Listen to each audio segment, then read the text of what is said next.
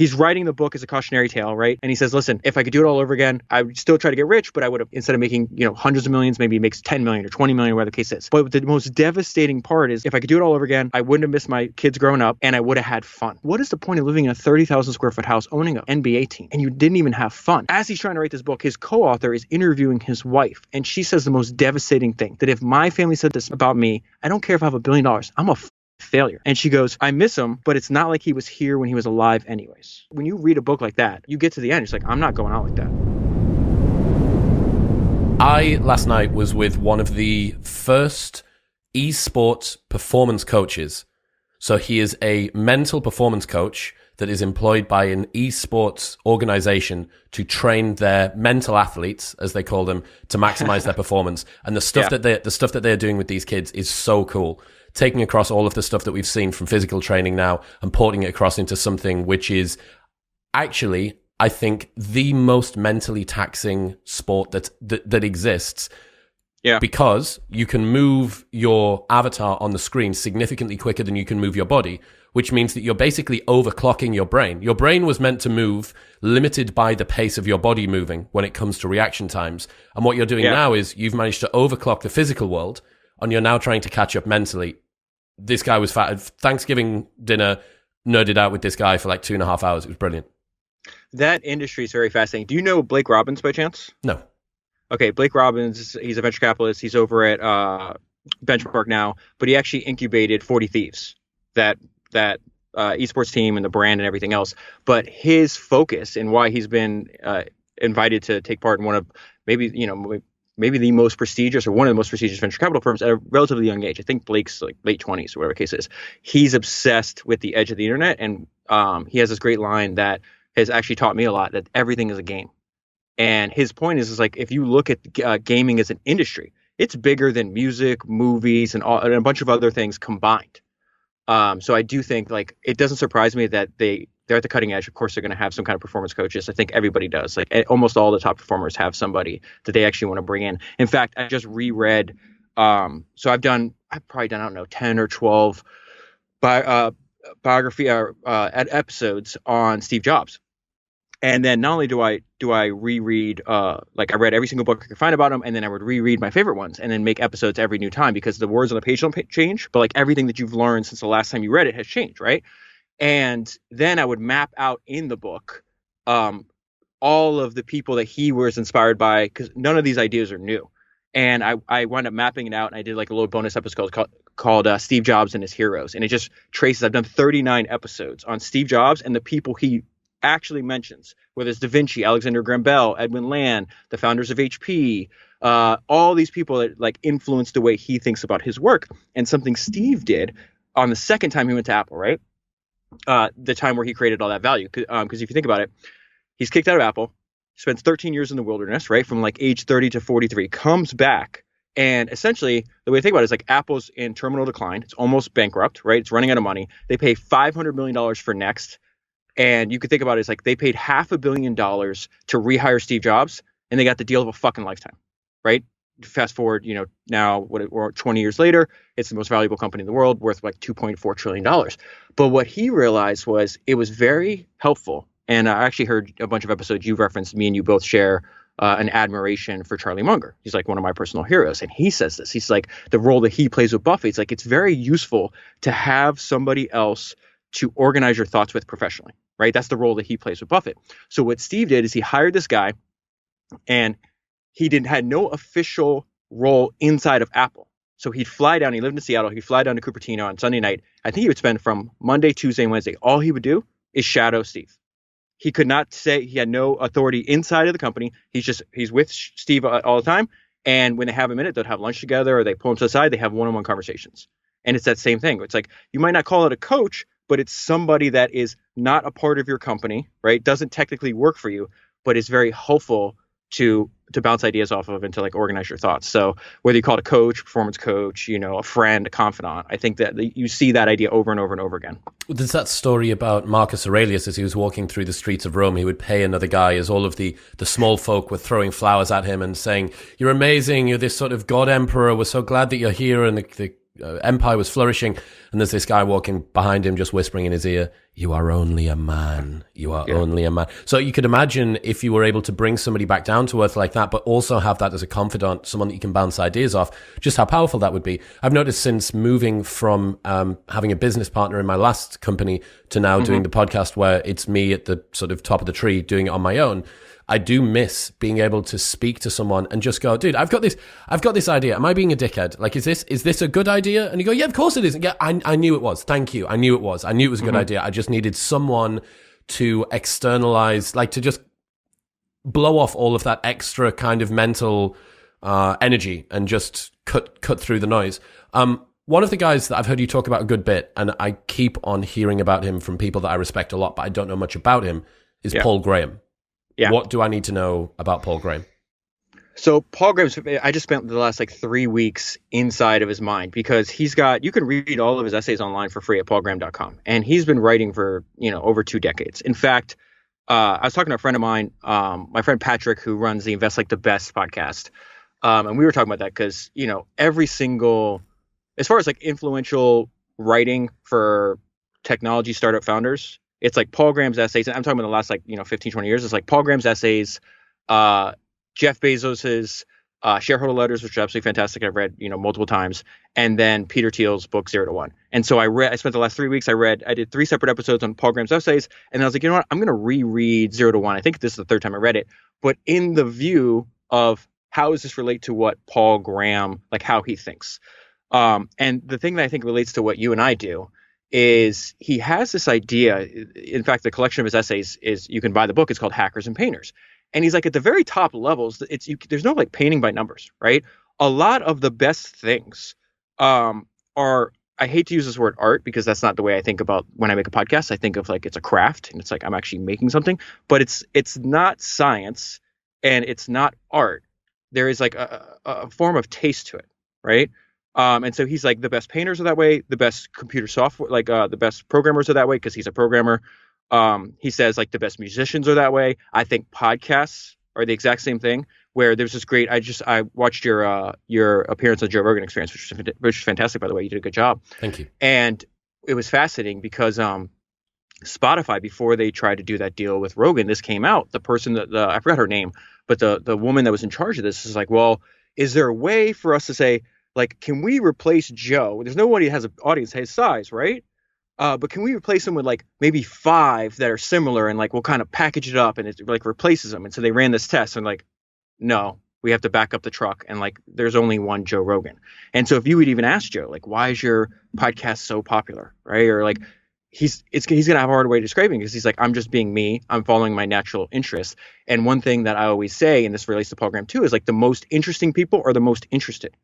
Right. So I'm obsessed. My 4 interests happen to be entrepreneurship, reading, history, and podcasts. Right. And some people are always hey, what are your favorite podcasts? And they're surprised by one of my favorite podcasts is this podcast called Meat Eater. And this is a guy named Steve Rinella. Right. It is an outdoor hunting podcast. I don't hunt. I have nothing against it. Maybe I will one day. Right. But the point was, I've read all of Steve's books. He is deeply interested. He has dedicated his entire life to the outdoors and conservation and his way of life. And his level of detail that he's able to talk about and the passion is just infectious. So it's I'm not even into what you're into, but I just find the fact that you're so into it interesting. So now I'm interested. Dude, my housemate Zach is the most infectious person when it comes to energy. So the is it motocross? What's the thing that Colin McRae used to do? Rallycross, where these guys are flying down dirt tracks at 100 miles an hour, and they've got the co-pilot with them. And there's people that go out to take photos, and then they'll usually have a little bit of a crew with them, and there'll be these special spots along the track, presumably ones that are maybe a little bit more safe, not at the corner of bends on the outside of them and stuff like that. And these guys will have gone, it'll be the middle of the night, it'll be pissing cold, it'll be raining, and they'll stand there to see, and these dudes just are what? And they'll look at each other, they'll lose their shit. Yeah. And Zach likes to watch that to gas him up before a training session. He just gets so infected by other people loving their shit. And this guy, the esports guy, last night, same thing. Fucking loves his shit. Couldn't tell me anything about Valorant or fucking Rocket League or League of Legends or any of this stuff, but he loves his craft. And that gassed me up. To hear him be so passionate gassed me up. So that ties into what is the main theme across multiple decades? Because like Paul Graham starts out as a computer programmer, right? Starts this company called ViaWeb in the late 1990s. Like 2 months or 2 years later, sells it to Yahoo for like $50 million, right? Then he's like, well, now I got money for the first time in my life. What should I do? He's like, I should learn how to invest. Starts this thing called Y Combinator. Y Combinator, is the most prestigious startup school version of like, if there was a college for entrepreneurship, which is impossible to ever have one, it would look a lot more like Y Combinator or anything else. That invests in thousands of companies, winds up becoming a billionaire off of this. And his entire theme relates to this. It's like, who are you as a person? What are you naturally interested in? Jeff Bezos has a great line where he's like, we don't pick our passions, they pick us, right? So Paul starts out like, who you are as a person, like, what are you into? He's like, I'm really into painting. I'm really into computers. I like reading. He has like this deep historical knowledge of, English history and everything else. And so he's like, you start out with who you are, then like, what do you actually want to do? Like, how do you find an essay that changed my life that I recommend everybody reads is How to Do What You Love. And it's like, first of all, find out who you are, then find out like what you actually love to do. Find a way to do what you love, but make sure that it's valuable to other people, right? And if you're making something people want, whether it's a podcast, a software program, a service, whatever it is, and you really love to do it, you'll be really good at it. And if you're really good at it, you'll do it for a long period of time. And if you're really good at something you do for a long period of time, you have a high likelihood of getting wealthy. And so that is the main theme. That is why I think it doesn't matter whether you're working inside of a company, whether you're an entrepreneur, whether you're a podcaster, it doesn't matter. It's like I'd find Paul Graham's essays and read the ones, find the ones that you like and then read them over and over again because I think they're extremely powerful. His clarity of thought and the clarity of writing is second to none. There was a internal Apple meeting with Tim Cook, and someone asked Tim about whether it should feel like hard work when you do something that you love. And one of my friends was at this internal meeting, and he told me what Tim said in response. He said, you'll have to work harder than you ever have before in your life, but the tools will feel light in your hands. Yes. So fucking cool. Think about if you ask anybody who has the most drive or who's like the hardest worker you've ever seen, and the one name will pop up over and over again. It's Michael Jordan, right? And I read, not only did I read Michael's autobiography, Driven from Within, but I read this like 700-page biography, which changed my fucking life. And it's called Michael Jordan, The Life, I think, by Roland Lazenby. And what was so fascinating is Michael even says, he's like, everybody talks about how my work ethic and how hard a worker I was. They didn't understand that. It was all play to me. Like me, I've heard you speak enough where me and you also share love for the philosophy and the thinking of Naval Ravikant. In fact, our mutual friend, the way we connected is Eric Jordanson. And at Eric's book, The Almanac of Naval, it's like I give that away. I think I may have bought more copies of that as like somebody to give away than almost any other book that I could think of. And especially for somebody that doesn't know what to do. They're like, hey, man, I'm struggling. I don't know like what direction I take in life. I was like, read The Almanac of Naval. And so Naval has this idea. It's like find work that feels like play. That's also in Paul Graham's essays.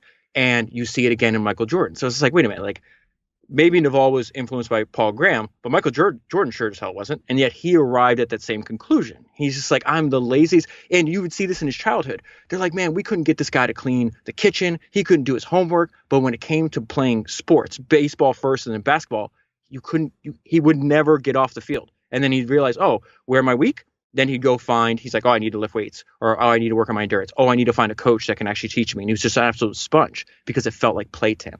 And that's the whole thing. It's like, it's very difficult to get really world class.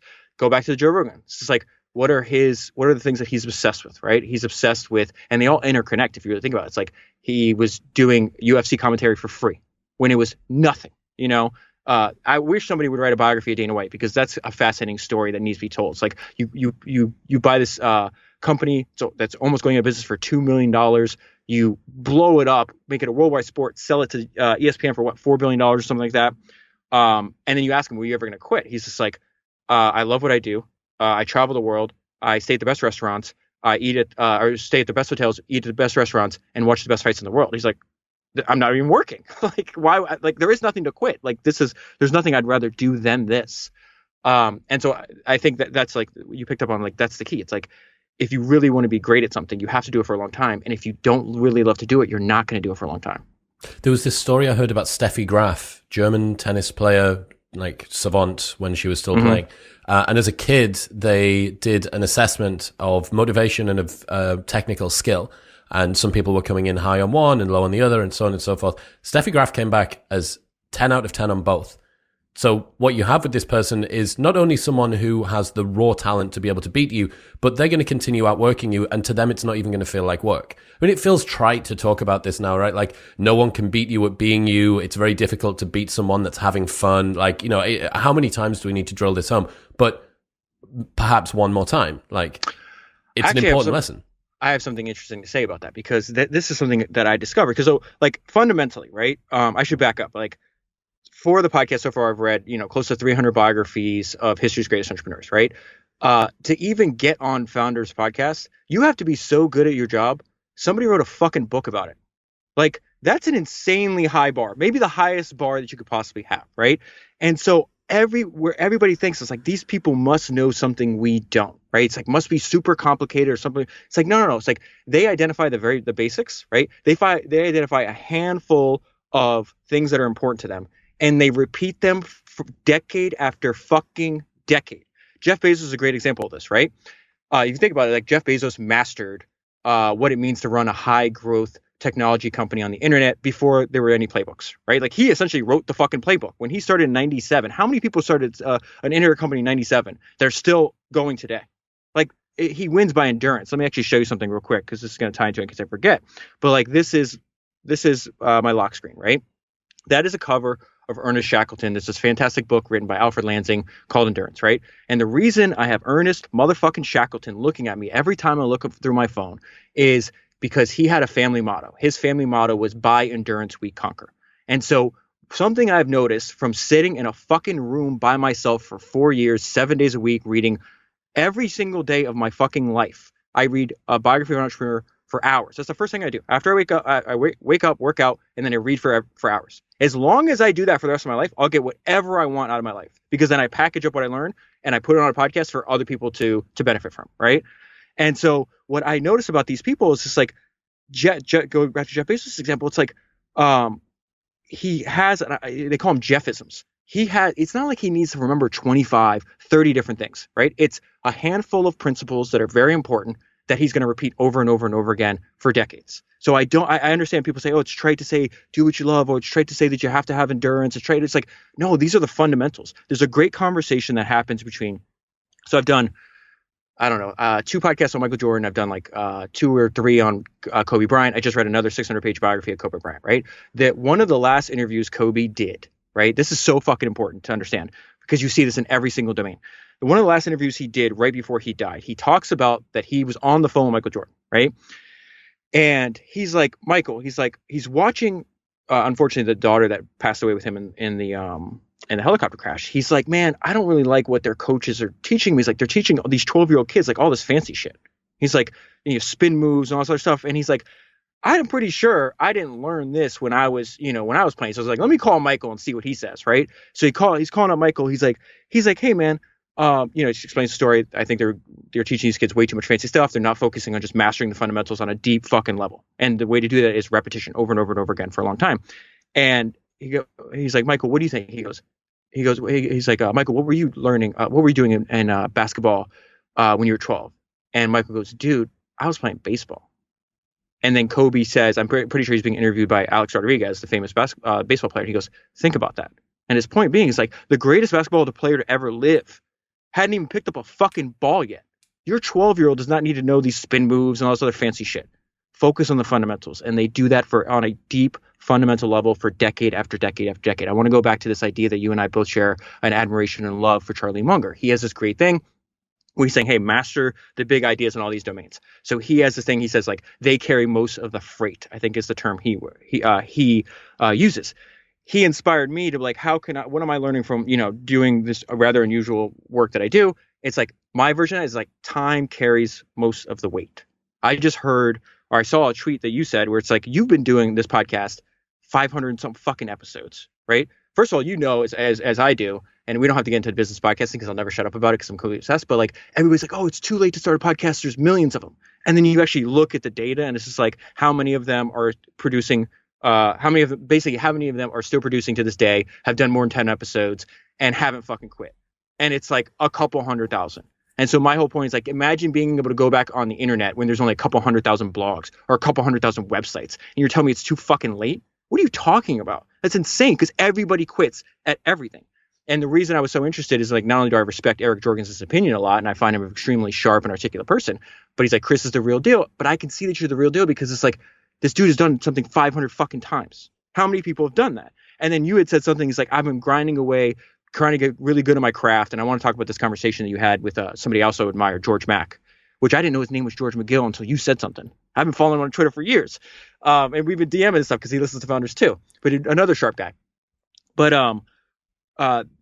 the point I was making is just like, you made the point. It's like, I've been grinding. And yet this is something I also talk about on the podcast, is that you have to stay in the game long enough to get lucky, because there's an opportunity, right? That's going to happen year 5, 6, 7 that you cannot comprehend in year 1, 2, 3. This is very similar to what Jocko said in your conversation. He's like, I don't have a 5-year plan. Guess what? The way Jocko talks about the fact that he's optimizes for flexibility and optionality is how all of the best entrepreneurs that have ever lived, they talk the exact same way. Do you think that's the case? They have this sort of emergent outcome in life? There is, I don't know about an emergent outcome, but they definitely optimize for optionality. So there's this guy, I don't want to lose the thread real quick. I'll tell you about Henry Singleton in a minute, but how I like what you said. It's like that one opportunity that you had to grind away at for years and years, and you never probably predicted it happen. But once that happens, I think you said you had more downloads in like, a week or whatever than all the years combined. Yeah. That's a perfect fucking example of stay in the game long enough to get lucky. There's a million fucking examples like that in the history of entrepreneurship. You just have to go and read old books to find them. So let me go back to this optionality person. So what I'll do is when I find somebody that's very interesting to me, right? What you'll be shocked is like how almost none of their ideas are unique to them, right? So like, I'm obsessed with Warren Buffett and Charlie Munger. I read all the Warren Buffett shareholder letters. I read all the biographies I could find about both Warren Buffett and Charlie Munger. And when they say, hey, go study this person, and they do, because they're both obsessive readers. They're both biography nuts. Charlie Munger has probably read more biographies than me, but I'll catch him because I got 60 years, he's got 60 years. So, but what's fascinating is like, you find all these great people buried in history. And we could talk about why don't worry about your legacy and all that other stuff, because a lot of it's fake. You would imagine how so few people actually go back, and we could talk about some examples in the history of entrepreneurship. But what's fascinating is like, Charlie Munger's one of the wisest people alive, right? And he's like, hey, the smartest person I ever met was this guy named Henry Singleton. I'm like, what the fuck? And he's like, his returns were he's like utterly ridiculous. You know how Charlie talks. Then Warren Buffett's like, you guys need to go back and read about Henry Singleton. He built a conglomerate very similar to Berkshire, but like 20 years earlier, right? And they're like, Warren says, hey, it's a crime that American business schools don't study this guy. So wait a minute. So let's pause right there. You have how many people on the planet have studied more entrepreneurs and more businesses than Warren Buffett? He might, have studied more than anybody else. And he's telling you, this is the guy. Go fucking pay attention to this guy. And then he says some shit like, hey, if you add up the top 100 business school graduates, MBA graduates ever, their record, and then compile their record together, it would still be inferior to Henry Singleton. So then you go and you read. There's not a lot of material on Singleton, but I read everything I could find. And I did a podcast on this book called The Outsiders, which is one of the very few books that profiles what made Singleton so interesting. And I absolutely flipped my shit, because all the ideas that I thought were Buffett's, a lot of them came from Singleton.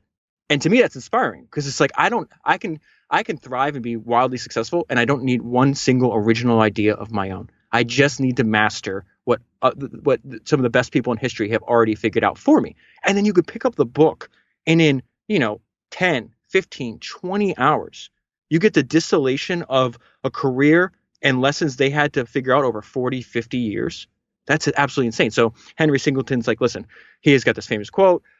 He's like, everybody has a lot of, especially in the 1960s and 70s, there was this theory that you need like a 5-year plan, you need a 10-year plan, you need to have all these projections. He's like, the world is so much more complex than that. He's like, and we have so little control over outside things. So he's like, I like to steer the boat every day. He's like, my only plan, you know what his fucking plan was? Same plan as Jocko. I'm going to show up every day, go to work, and I'm going to steer the boat a little bit, like in one direction. And I'll go and I'll try something. And if it works, I'll do what Jocko said. I'll do more of it. Oh, it didn't work? I'll stop doing that. That's fine. And I love the point he made on your episode, which was fantastic, which was, hey, if you asked me 6 years ago what my 5-year plan was, he's like, I didn't have a podcast. And then all the stuff, he's like, hey, podcast blows up. He sells all these books. Now they're be turning into movies. He's got his manufacturing company. Yesterday, I came back just for this, by the way. I was out of town for Thanksgiving, and I was like, sorry, I'm leaving. I have to go record with Chris tomorrow. And so all the way, I had to do this like 4.5 hour drive yesterday, and I'm just slamming Jocko Goes because all the Starbucks are closed on Thanksgiving Day. Jocko Goes are legit, man. I was really, really impressed with them. The only things that are open are the Wawas, and Jocko has made a huge influence on my life. And I'm not an energy drink person. I'm a espresso person, like all day long. But I was like, fuck Monster. You've never done anything for me. It's like Jocko's given me hundreds of hours of fantastic content. I don't read a lot of books that are not biographies, but his book, Extreme Ownership, is to me the single best book on leadership that I've ever read. And I was like, I'm loading up on Jocko Goes, so just slamming them down as I went by. But yeah, so what I saw with Jocko, I saw even Warren Buffett and Charlie Munger saying the same thing. He's like, we don't have a master plan. He's like, the opportunities are going to come in. A lot of them we can't predict. We're going to say, hey, do we want to pursue this opportunity or not? And why I think that's reassuring to people is that I struggled. I was one of those people that didn't have a very good plan. If you would say, what do you want written on your obituary? Where would you like to see yourself in 25 years? That's something I've always struggled with. And yet, because I came from a productivity efficiency background, at least when I first started this show, that was one of the things that I was obsessed with. I always felt like a little bit of a fraud because I didn't have that as it was laid out. And I think that you're right. Understanding principles and allowing things to be directed from there each day, one step at a time, permits you to have enough optionality to take advantage of good opportunities when they come to you. But it is important to have the principles. I think without an understanding of what it is that I need to be doing, consistency, enthusiasm, discipline, ensuring that I continue doing the good stuff, whatever the things are that facilitate your performance, those need to continue. But you don't necessarily need to have the plan all the way out. So when it comes to looking at all of the guys and girls that you've studied from history, what are the most common threads in terms of personality types, the ways that they show up, that all of the high performers have had? So it's funny because I've been approached by a couple of publishers and like, hey, why don't you write a book on like the top 10 traits? I'm like, fuck you. Like, if you think about it, like the world is much more complex than that. And what we're doing, right? Like a podcast is a business, it's a form of entrepreneurship. Like entrepreneurship done at the highest levels yields the greatest financial results in the world, right? There is no formula possible. So the way I look at it is same way where like when I just reread the 600-page biography of Kobe Bryant, like you would go to his house at like 17 years old and like you'd open the closet and it'd be VHS tapes of Michael Jordan, of all these different Magic Johnson, all these other people. His girlfriend, his high school girlfriend in that book gives this interview. And she's like, what was it like to date Kobe Bryant in high school? She's like, well, a lot of Saturday nights at his house watching tapes of Michael Jordan. Right. So the way I think about it is like reading biographies of history's greatest entrepreneurs is one, all of history's greatest entrepreneurs did this. The more biographies you read, right, the more you realize that people live lives so remarkable that somebody wrote a book about them, all read biographies.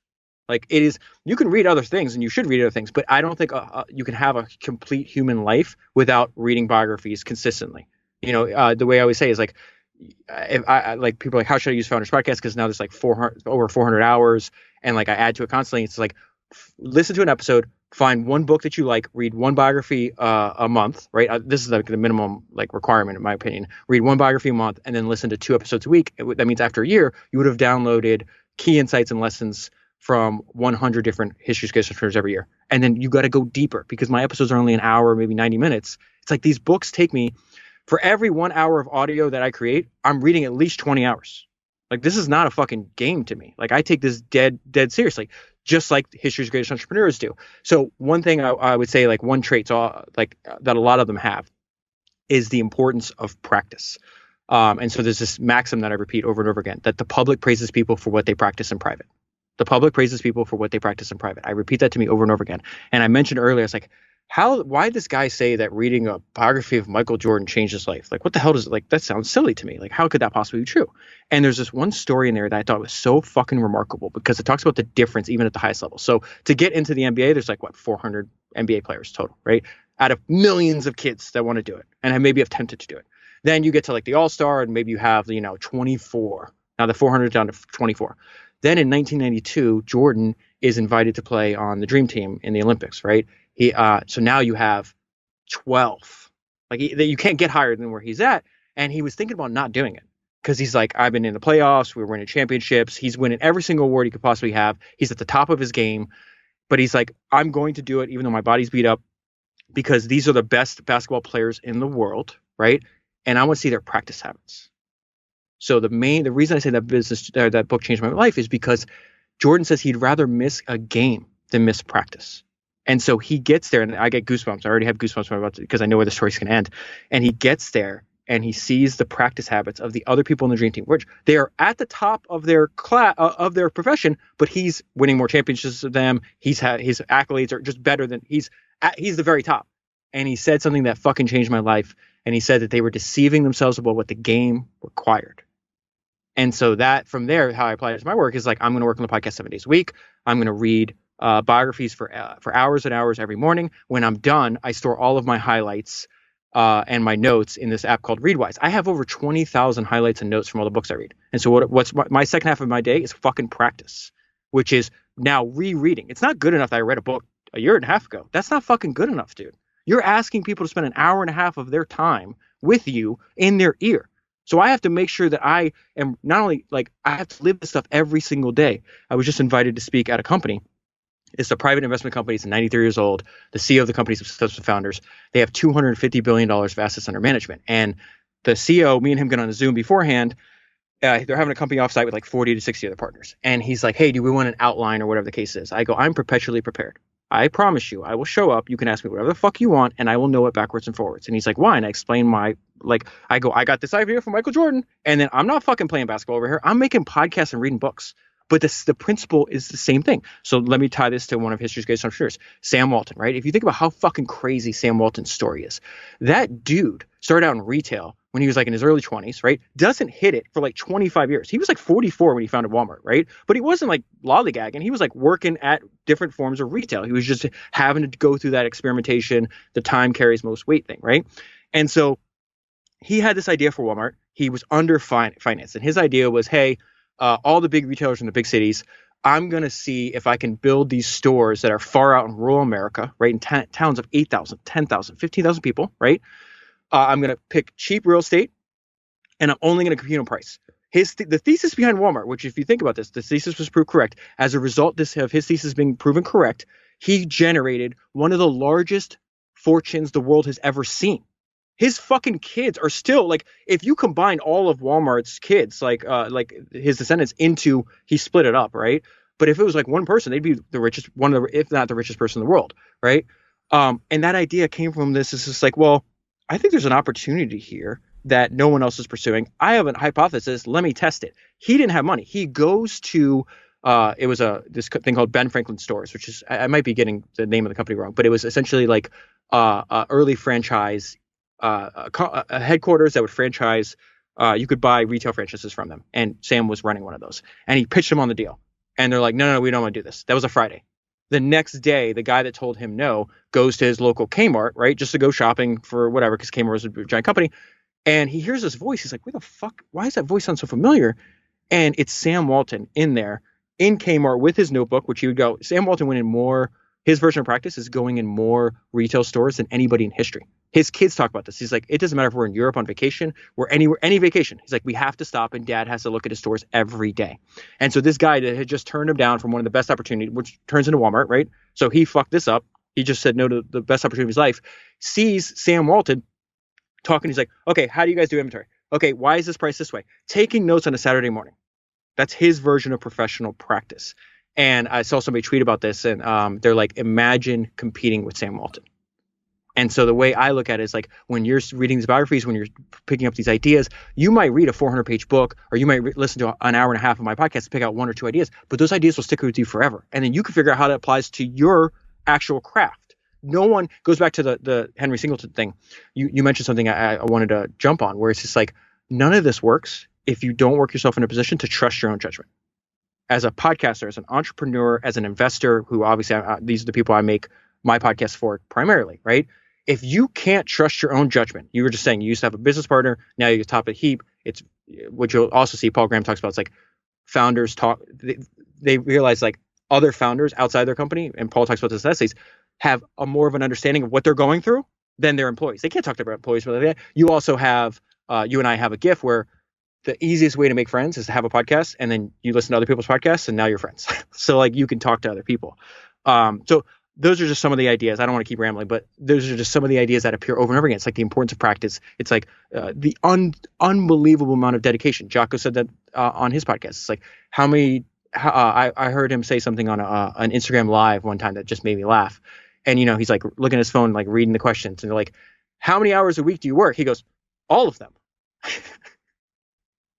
It's that kind of thing, because even if they're not physically, even if Sam Walton's not physically working at his business, he's thinking about it. That is a form of work. So that to me is obsession. And obsession's not necessarily a bad thing. I would have said one of the most common threads that I've seen amongst high performers that I've had on the show is obsession. You could argue that that might be compulsion by a different lens. Do you think on average that the people that you've studied from history were happier than the average person? That is a great question. I think for a large percentage of them, happiness is besides the point. So this is, we can... That's not the question, though. Go ahead. Say it again. The question is, on average, do you think the people that you studied from history were happier than the average person? Yes. This is the reason why, even if they're not over... First of all, I think you were talking about this with Ryan Holiday, which is like there is no evolutionary point to be satisfied or to be happy, or like a finish line, which I think is a big mistake. People are always like the hedonic treadmill. It's like people are always chasing after something, they get it, and they don't understand why they're not content. So it's like something that I don't even worry about anymore. I just do what I want to do every day. And it's just like, I know I'm always going to, a 10 or 20% of my life is always going to be discontent somehow, as a driven person trying to build a business. Like if you were content, you wouldn't do anything. The reason I would say they might be happier though, is because a lot of people think entrepreneurs are motivated by money, right? And the money, obviously, Jeff Bezos probably likes his $200 billion, probably feels really good, right?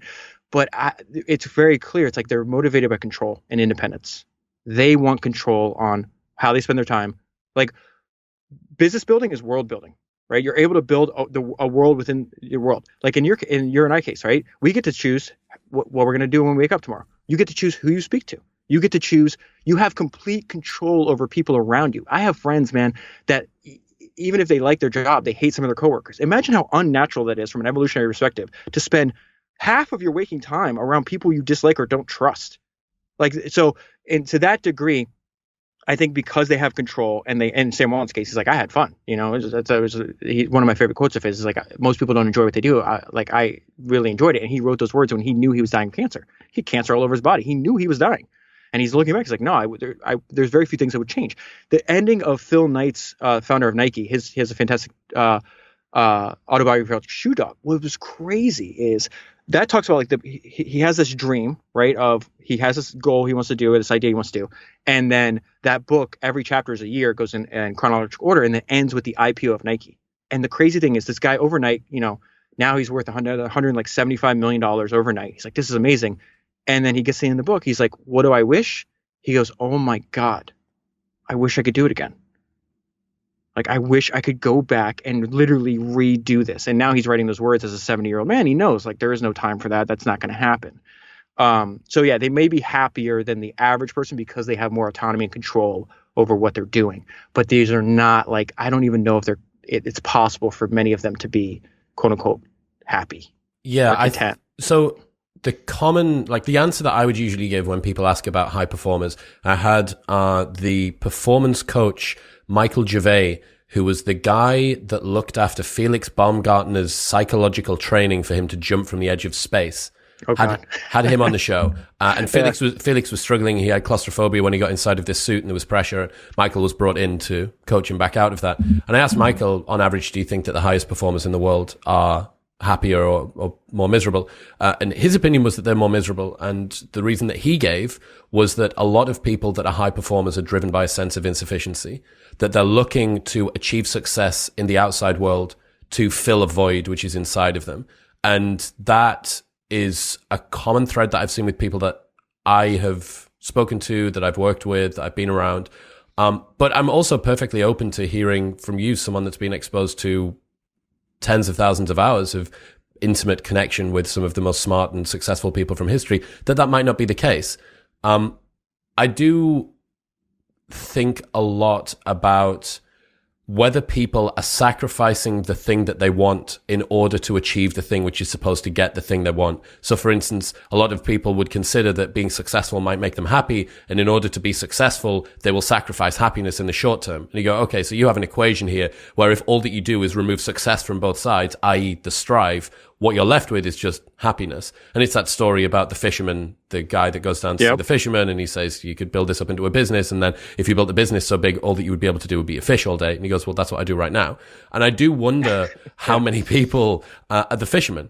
Are the businessman going to see the fisherman, looking at him and saying, look, there is a void inside of me that can be filled by success in the outside world, and the success will ultimately lead to happiness. The problem is that we look at the modern world through such a narrow band, a narrow domain of competence. You saw this with, who's the dude that did Fire Festival?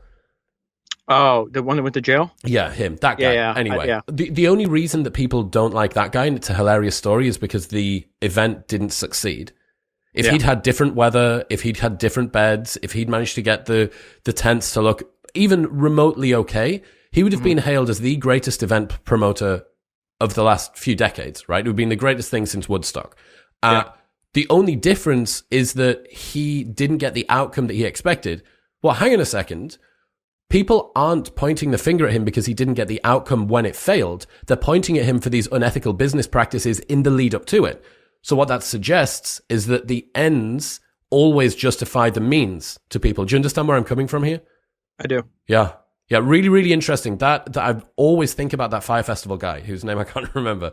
And I would say one thing that is a little different with the people that I study is a lot of people have like a means to an end, right? So the great benefit, like one of my favorite things like that I get to do is like for profession is like, so I spend a lot of my time having one-sided conversations with dead entrepreneurs because I prefer to study dead entrepreneurs. I really don't focus on entrepreneurs now, but then those lessons attract people building modern day founders. And so then I get to meet them through the podcast and become friends with them. And the ones that are the most successful are it's like, there's no means, like for me, it's like podcasting is not a means to an end. It is the end. The idea that like anybody in the world, like there's podcasting an open protocol. It essentially gives you the ability to have an on-demand radio show, right? About anything that you want that anybody can access. You can talk about whatever you want and that anybody can access all over the world. Like that, there's nothing better to me. Like this is what I want to do for the rest of my life. And that idea, it's like, I always say, it's like they're going to have to pry the microphone from my cold, dead hands. You're out of your fucking mind if you think I'm never going to stop doing this. And what the people that I admire the most is like they found what they wanted to do. Sam Walton, I just mentioned him, right? Another one of my entrepreneurial heroes. Enzo Ferrari, okay? Everybody knows Ferrari, the brand, right? Very few people know Enzo, the actual person. Now, as an individual person, don't like him at all. He was misogynistic, didn't care about anybody but himself and his son. And then his son winds up passing away, unfortunately, right? But I admire his dedication. He's one of history's greatest obsessives. He worked on building his business, Ferrari. He worked 12 days a week, 7 days. I'm not saying to do this, by the way. I'm just saying like he was completely obsessed. This is what he chose to do for his life. And as a result, anytime you see a brand that has been around for a long time that usually stands for high quality, whether it's like Ferrari, the founding engineer of Rolls-Royce, same thing.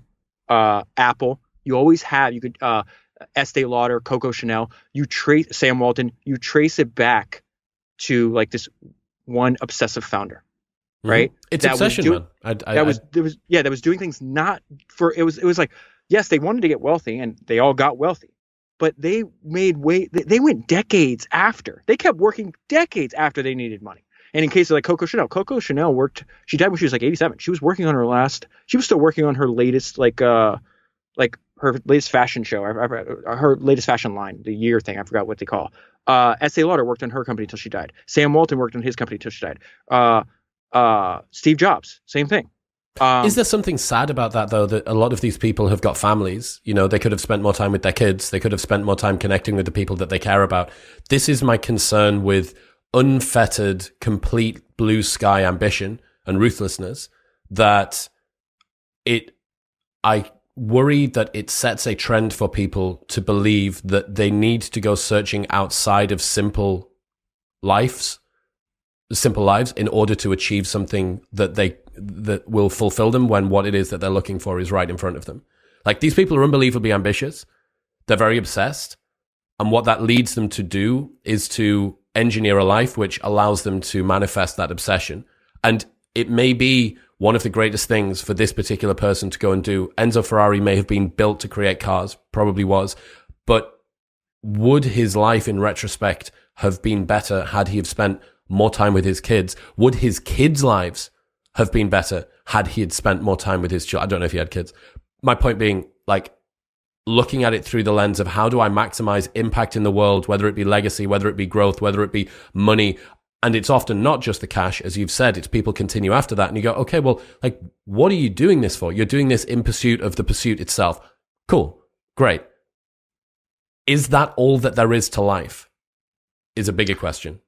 So out of every single person that I've ever studied, they have all over optimized their professional life at the detriment of their personal life. By far. There is one lone exception to this.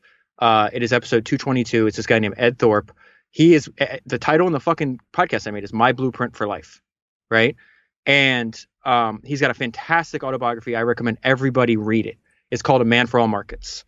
Nassim Taleb wrote the foreword, and you can actually read the foreword for free on Nassim's website, which is fantastic. And he outlines why Ed Thorpe is so unique. Now, I have to preface this. Ed Thorpe is a genius, way smarter than I am, by far, way smarter than I'll ever be. I could read 10,000 books. I'll never be as smart as that guy, right? So what Ed Thorpe realized is like when enough was enough. So he identified a handful of things that were really important to him. He's like, I want to get wealthy, right? I want to have work that's intellectually stimulating. I want to be a good father. I want to be a good husband. And I want to take care of my health. And I want to have fun. I want to treat life like the adventure it is. Tim Ferriss just is this fantastic. He's still alive, right? You can go. Tim Ferriss did a 2-part interview with Ed Thorpe recently. You can listen to it, but I recommend seeing it on YouTube because let's start with the health thing, which I know you're into as well, right? I sent that video to a ton of people. I was like, tell me how old you think that guy in that video is. And everybody's like, I don't know, 65. I was like, he's 90. He's 90. And so what the genius in Ed Thorpe is like, he had a few simple systems and simple rules to guide his entire life. So he got into physical fitness when he was a really young man. I think he was in college, right? Which is extremely rare, 60 something, 70 years ago. And what he realized is like, every hour I spend in the working out is one less day I'll spend in the hospital at the end of my life. And he dedicated himself to eating healthy, to taking care of his physical fitness, and that's why he looks the way he does. He has actually a simple system I use in that book where he gets up every morning, obviously go to the bathroom, and then he weighs himself. And the reason he does that is like it's impossible for me to get like it. He has tight food feedback loops for everything. He's just like, you're gonna know when it's like I lost a couple pounds, I can eat a little bit more today, or I can have that dessert or whatever. It's like a very simple feedback loop, right? He was the inventor of the first quantitative hedge fund. Okay, he would turn down after he got independently wealthy, and it was all like something that he found intellectually stimulating. He had unbelievable amounts of business opportunities that come to the door, and his whole point is like, even if I'm not a billionaire, I have hundreds of millions of dollars. I have this giant house in Newport Beach, California, right? I have more money than I'll ever spend. Why would I take time away from raising my sons, spending time with my wife, having fun to go chase more money? Something's wrong with me if I'm doing that. Now, if I happen to be intellectually stimulated and I find when I'm doing fun, then I'll go do that. But it was like invest in oil tankers or stuff like that. It's like, I don't give a shit about any of that. He writes the book after his wife dies of cancer, and he talks about, he's like, they were married for 50 years. He's like, I went home every day and had lunch with my wife. He's like, I worked 40 hours a week, right? Like he was not a compulsive workaholic like a Steve Jobs or an Enzo Ferrari or Jeff Bezos, whatever the case is. He has great relationships with his sons, and he might have a daughter too, and now their kids, where the founder of IKEA, right, which is a fascinating story. It's called, his name's Ingvar Kamprad. He started IKEA when he's like 14, worked on it till he was like 87, right? And he has a line in his autobiography that fucking gives me the chills. And this is something, I have 2 kids, so I'm not fucking this up. And he says, he goes, I sacrificed the relationship with my 3 sons. I missed my 3 sons growing up to build IKEA. And he's like, don't do this. And he says a line, he goes, childhood does not allow itself to be reconquered. That is a very common mistake at the end of a lot of these autobiographies and biographies. Is like, I missed my kid's childhood, and you can't get that back, and I fucked that up, right? Let me go back to Ed Thorpe, and then I want to tell you about this guy, Larry Miller, who wrote a book that I think everybody should read. It's called Driven, an autobiography. He was the richest entrepreneur in Utah, had a 30,000 square foot house overlooking Utah, owned 93 different companies. He's writing the book as he's dying, and he's like, my life is a cautionary tale. I didn't have fun. I didn't take care of my health. He owned the Utah Jazz. Go look up Larry Miller, Utah Jazz. You see this obese man sitting there in one of those, scooters or whatever, like that people like can't a little walk. rascal. Yeah, yeah. Like, so I'm going to run down what he said too, because I think that's valuable, even if people don't read the book.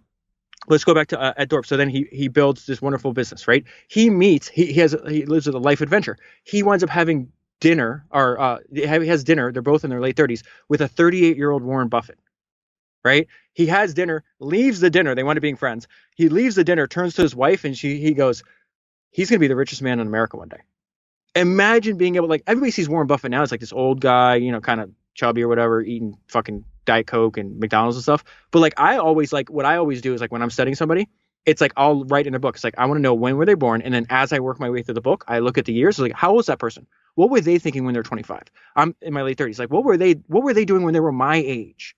It's like we know the older version of them, but it's the younger version that built their empire. It's like, what did that person look like? You can see what Warren looked like when he had hair, he had glasses, he dressed nicely, he was like a sharp looking dude. Charlie Munger too.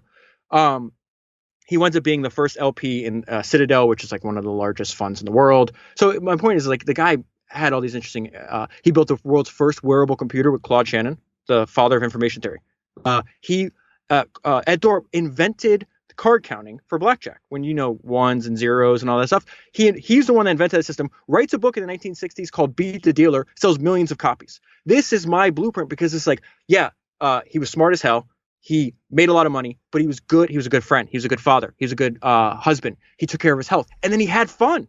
You wouldn't believe how many of these people get to the end of their life and it's like, oh shit, I didn't make any time for fun. And that's not how I think of it. It's like D. Hawk is the founder of Visa. He just passed away. I think he was 93 years old. A very wise person. He turned his back. He created Visa, ran it for like 15 years, and he's like, I don't want to do this anymore. I don't give a shit about money. He would wake up in the morning at 5 a.m, write. He was obsessed with reading and writing, like almost all these people are, and would write 1,000 words. Then he'd go out and spend his day working the land, physically restoring the health of the land he bought. This is somewhere in the Pacific Northwest. So he said something that was fantastic. He's like, life is a magical odyssey to be experienced. And that's where I hope people realize, like, when you read these books, yes, you celebrate their accomplishments, but the reason that you need to read biographies over business books is the human element. They get to the end and they'll tell you, don't do this. What's the price that they paid for that? Yes. And so we go to Larry Miller, Driven. It's called Driven, an autobiography by Larry Miller, right? And this guy, raised in fucked up situation. He get in a fight with his mom, and his mom didn't know how to deal with him, so she'd call the cops. She put her son in jail over and over and over again. Then eventually kicks him out, right? And so he's got no education, no skill set. He is working in a parts department of a car dealership. I think he's like 25 or maybe 30 years old, and he just fucking snaps. And he's like, he had a fanatical desire to achieve something. And so then he just starts working literally. He's like, if my eyes are open, I'm working, right? Winds up building over the next 30 years, doesn't take care of his health at all. They said if you lived in Utah, it'd be impossible not to, it was impossible for an average Utah citizen to not spend money at one of his businesses. So he owned car dealerships and movie theaters and the Utah Jazz and all this stuff, right? Didn't take care of his health, didn't know his kids, didn't know his wife, gets to the end of his life. It's like they're having to cut off his fingers and his hands because of poor circulation. He's like obese, really like disgusting. He's writing the book as a cautionary tale, right? And he says, listen, if I could do it all over again, I would have like stopped. I would still try to get rich, but I would have, maybe instead of making, hundreds of millions, maybe he makes 10 million or 20 million, whatever the case is. But the most devastating part is, like, if I could do it all over again, I wouldn't have missed my kids growing up, and I would have had fun. And I'm like, what is the point of living in a 30,000 square foot house, owning a fucking NBA team, and you didn't even have fun? Then the co-author, he dies in the middle of the book, right? As he's trying to write this book, his co-author is interviewing his wife, and she says the most devastating thing, that if my family said about me, I don't care if I have $1 billion, I'm a fucking failure. And she goes, I miss him, but it's not like he was here when he was alive anyways. Dude. Yeah. So that's the power. When you read a book like that, you get to the end, it's like, I'm not going out like that. You either have the ability. Let's go back to our mutual love for Charlie Munger. He says, it's like, he quotes Cicero, where he's like, a man that doesn't know what took place before him is like, goes through life like a baby. He's like, if you don't learn if you are only capable of learning through your own experience, which most of humans are, right? It's very hard to learn through the experience of other people. It's like you're going to have a rough go at life. You will not have a great life. What you will probably be able to do would be learn from the experience of other people that are similar to your sort of age cohort, right? Like you're going to be around most of your friends. Oh, what did you do? Oh, I tried this thing with my business. I tried this new strategy for getting up early in the morning. I went to bed and took this supplement, did whatever. You don't get to do what people who have got to the end of life and then subjectively looked back and told you, this is what I would have done if in retrospect I had lived a life worth living. That's what you're optimizing for. I think there's a really, really strong case to be made that a good life is one which in retrospect you're glad that you lived. There is some elements of that you miss off, particularly the hedonic stuff. Like you don't embrace more hedonic pleasure in retrospect, and yet it does provide you pleasure in the moment. And that's a little bit of a paradox. Or maybe a dichotomy to be managed rather than a paradox to be solved, as Hormozy says. But I think that especially if you're the sort of person that's listening to this show, that listens to your show, you're going to be a bit more ruminative. You're going to do introspection. You're going to consider, why am I here? Am I adding value? You need to optimize your life to be one which in retrospect you feel good about, because not only will that probably be things that are good for you both in the moment and in future, but in the future it's like a gift that you give yourself. You get to accumulate all of these senses and feelings of goodwill and of achievement in a holistic, organic, ecological view. It's wholesale, right? It's everything. It's not just this narrow domain, it's everything. And that's why it's so important to be able to have a clear view of your life, because I wonder how many of these people, maybe some of them in the autobiographies, are still retreating to their own inner citadel, which is, I am happy that I achieved this much. I am happy that the business did all of these things, because the temptation to open up the lid of looking at what they maybe missed would be so catastrophic, especially as you're perhaps a bit more frail at the end of your life, would destroy them. Yeah, I'm glad you brought that up, because one of my favorite ideas that I've ever come across from any book, and it ties to the last part of your sentence there, was Jeff Bezos has this thing called the regret minimization framework, which is like this nerdy way to describe how can you get to the end of your life with the least amount of regrets possible, right? And so he is in, people like don't like they know, like I think it should be obvious that Jeff's super smart, but he's like genius level smart. And so even way before he started Amazon, he's working for this quantitative hedge fund in New York City called D.E. Shaw. All right. Yeah, I think I can't remember if the founder is D. Shaw, the actual fund is D. Shaw. But anyways, it's run by this like quantitative brilliant billionaire, right? Jeff is making a ton of money. He's got this beautiful apartment in Manhattan, and he's doing research for something. He sees how fast the internet's growing. This is like the mid-19, it's like 95, 96. He's like, oh my God. He's like, things just don't grow this fast. Like, this is a once in a lifetime opportunity. I want to take part of this. And so he can't get this idea out of his mind. But all the external things is like, no, Jeff, you're already successful. Like if you can't leave now, what about your bonus? And so he's like, he goes to his boss and they go for a long walk in Central Park for like 2 or 3 hours, because his boss is trying to talk him out of not quitting. Because in the code name for what turns into Amazon inside the hedge fund was called the Everything Store. Like, that is why the biography by Brad Stone is called the Everything Store. And so Jeff's like, I think I want to take a risk, quit a job while I can still do this, and like try to play a role in what I feel is going to be a life, like an earth-changing time, which is like the birth of the internet, which obviously has changed our entire life. The idea of me and you even connecting could not have happened without the internet, right? And so they take a long walk. He's like, and his boss like, you stay here, you're going to be rich, you have this big bonus. And he's like, I'm going to go home and sleep on this. And he says, he's like, I struggled with this decision until I figured out the regret minimization framework. He's like, 27 or 28-year-old Jeff Bezos is not capable of making this decision. But 80-year-old Jeff Bezos is capable of making this decision. So he tried to view his life looking back. And he's like, when you're on your deathbed in your 80s or hopefully 90s or whatever it is, you're surrounded by the ones you love, you're going to be telling yourself the story of your life. And that person is not going to say, they're not going to give two shits that you quit your job and you don't get your quarterly bonus, right? But what they would give a shit is like, you had a chance to play a role in the birth of the internet, right? The way Jeff thinks about internet is the way I think about podcasting, and I think like you also as well. It's like we're at the very beginning of the industry. We have a role to play here. Like, this is amazing. I don't want to do anything else but focus on this. And so he goes, once you look at it in that, once I looked at it in that framework, he's like, the decision was easy. He's like, jump, try to do it. If you try and fail, 80-year-old Jews like, good. At least you got off your ass. You took a goddamn risk for once in your life. Good. Try again. But 80-year-old Jews like, oh, you were comfortable.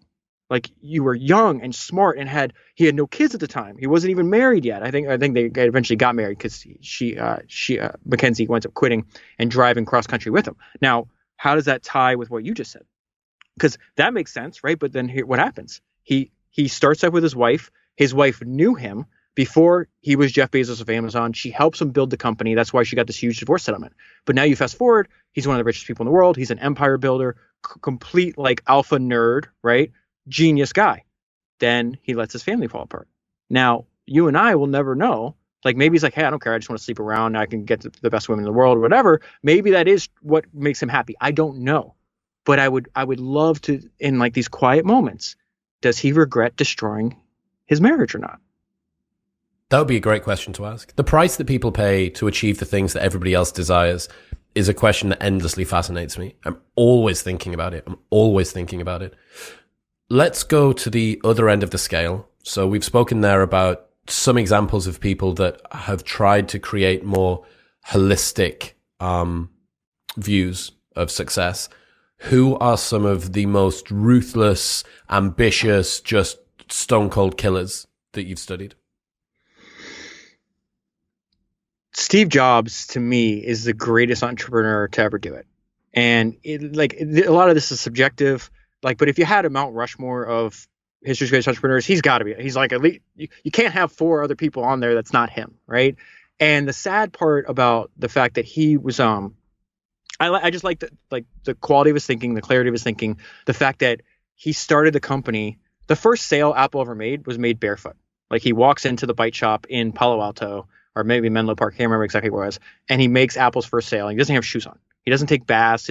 He was completely like an inner scorecard person. There's this idea that I learned from reading this book called The Snowball, which is like the most well-known biography of Warren Buffett. And he talks about, he's like, it's very hard to have a happy life if you have an outer scorecard as opposed to an inner scorecard. So what does that mean? And he compares his growing up. He had a real bad relationship with his mom, who was all outer scorecard, and yet his dad was his hero. It's all inner scorecard. And what inner scorecard means is like you're doing what you want to do based on how you feel about it, right? Not his mom would make decisions. If I do this, what will other people think? And so I also like the writing of Tim Urban from Wait But Why, and he really helped crystallize this. He has this post called like The Mammoth or something like that. But essentially it just proves it's like the idea that other people are thinking about you is a myth. People think about themselves, and he has like these little stick drawings, and it's like in our mind, it's like we're in the center and all these people are looking and pointing at us, right? And then he goes, this is what you think, and this is what happens. Like you're still in the center, but everybody's like looking at their phone or they're worried about other stuff, right? And so that, to me, it's a very, very freeing. And so he said his dad made decisions based on how he truly thought. He didn't care what the outside world thought, which I think is extremely, I think is extremely important, and I think it is a skill to develop. And it destroyed like his relationship with his mom. The fact that she wanted him to make decisions based on like what will other people think. He's like he didn't even want to go to college, which was crazy at the time because his dad was a congressman and everything.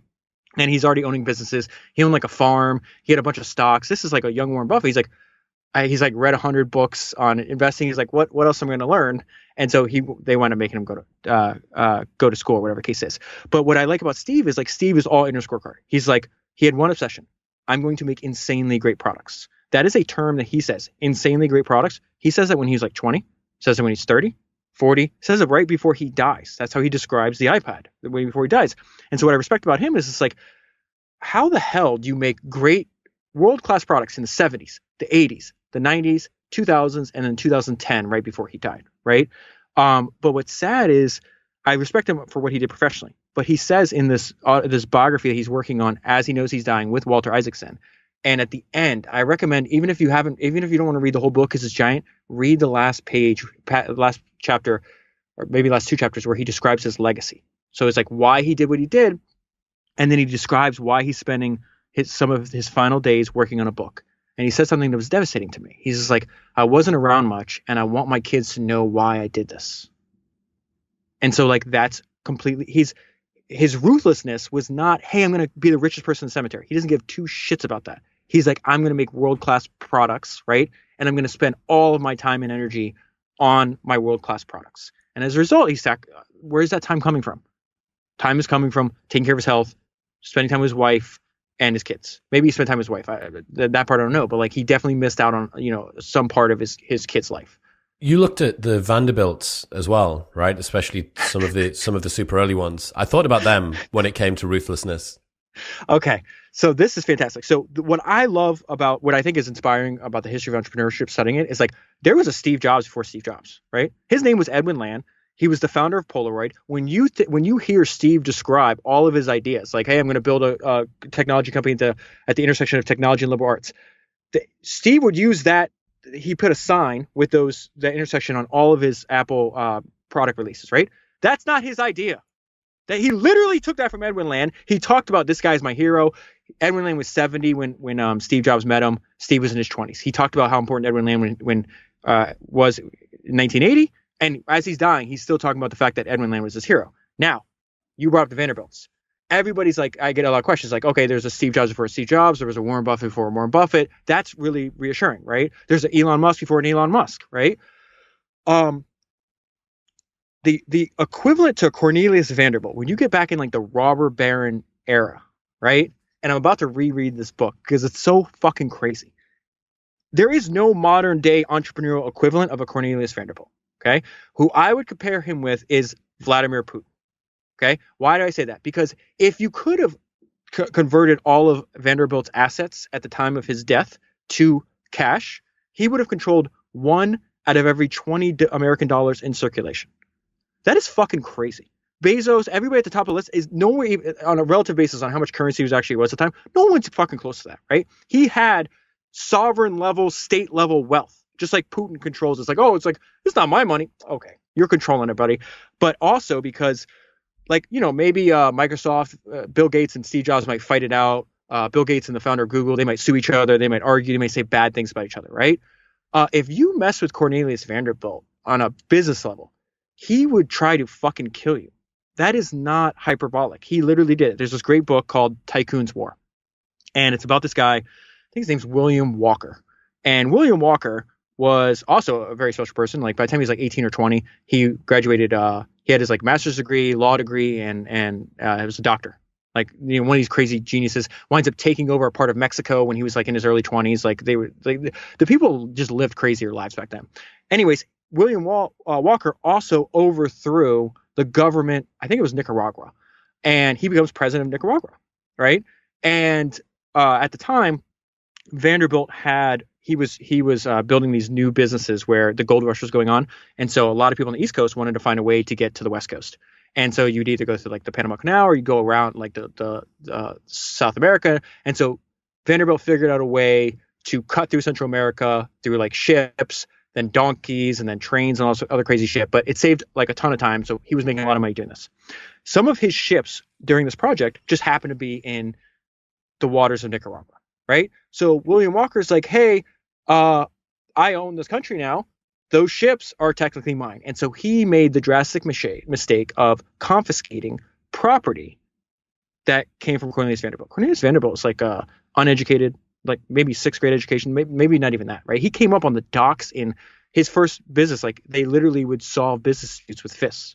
He would beat the shit out of other people who compete with. This is a hard dude growing up in an unbelievably tough environment. Now he's one of the wealthiest people in the world, and you just picked a fight. There's a line in the book that says, William Walker wasn't afraid. He's like, William Walker wasn't afraid of other people. He wasn't like other people who was afraid of Cornelius Vanderbilt when he should have been. So Cornelius is like, okay, you took my stuff. That's my stuff. I'm not going to sue you. He has this famous quote. He's like, I'm not going to sue you. The law's moves too slow. I'll just ruin you.